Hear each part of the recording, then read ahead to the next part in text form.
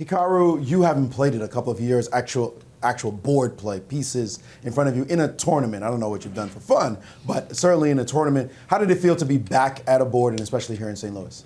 I mean, it didn't seem much different from 2 years ago. So, I think a lot of people have made a lot about how online and over the board are different, but, I think if you see what Magnus has done or what Wesley has done, it's still the same game at the end of the day. And, maybe in the first game I was a little bit too slow at some critical moments, but overall I thought I calculated well. And then obviously in the third game today, I took advantage of Peter's slight mistake when he traded his knight for the bishop on d2, and it all worked out. So, yeah, it's to be expected, I guess.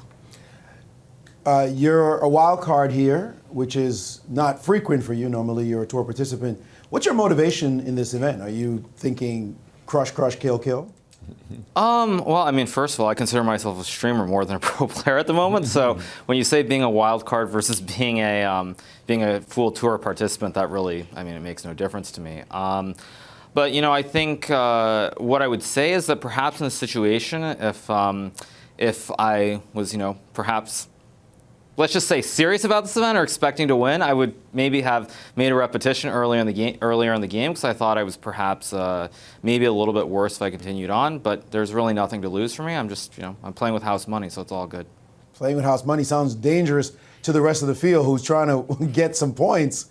Will you be streaming after this is over? Like, when you leave this interview? Yeah, I think when I won the U.S. Championship in 2019, I actually did some sort of recap of every game, and I ended up winning the event, so it was really good. But during this event, not really. I think I'll try to prepare, relax, and I am focused on the event. I want to do as well as I can. But certainly, the start that I had today was really important with the two blacks, getting those two draws, and then winning this nice game against Peter. So, to me, it's hard to know what to expect after not playing, but I feel like it's what I would have hoped for.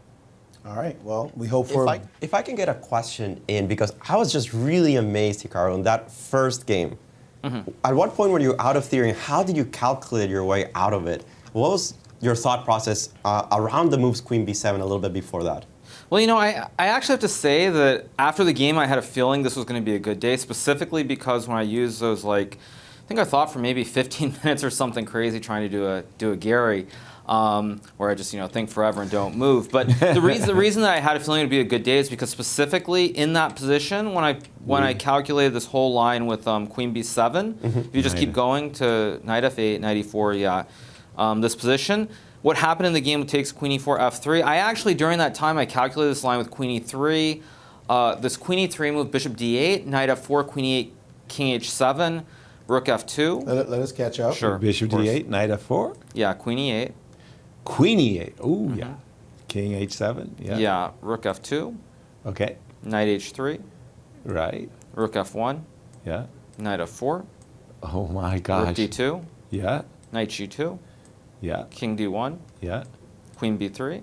Oh my gosh. Yes. King c1. Queen a2, and so during this time when I thought for the 15 minutes, I was calculating this, and I thought this was probably okay. But again, by the time I decided, I only had about 4.5 minutes left, and again, it felt like a position where I'm down a rook, and if I'm fully precise, I can probably draw it. And so the point that I was about to say is that after the game, I actually asked Shakir, and he said that Queen f4 was a surprise to him, and he this whole line with Queen e3, Queen b3, Queen a2 was a draw, and that gave me a really good feeling because when I used all that time and I calculated something that was the top computer line, I knew that I was on. And then secondly, as far as the theory goes, I was out of theory probably around the time I played Bishop g2 and Rook g1. The order was a little bit unusual for me, and so that was that. Of course, later maybe I had a chance to win the game perhaps, but I was a little bit low on time. First game back, very up and down. It didn't seem like the moment to take some huge risk, and it's very good. So I'm very, very pleased. Well, I was calling you a freak of nature, the ability to come back and just play any kind of chess anytime you want. They told me I should actually call you a beast, so I'm going to stick with that. But that kind of calculation is absolutely freakish and beastie at the same time. Yeah, but I mean, I think what I would say though is there's also a third example. You know, Magnus and Wesley obviously have played really well, but even Vichy, who didn't play almost at all online during the past years, he played in Croatia and did really, really well, finished in second place. So I think it's sort of just staying active and looking at chess. That's most important. I mean, they've done it, so why can't I? Indeed. Well, let's see some more of that good play. Good luck in the rest of your games. Thank you, Murray.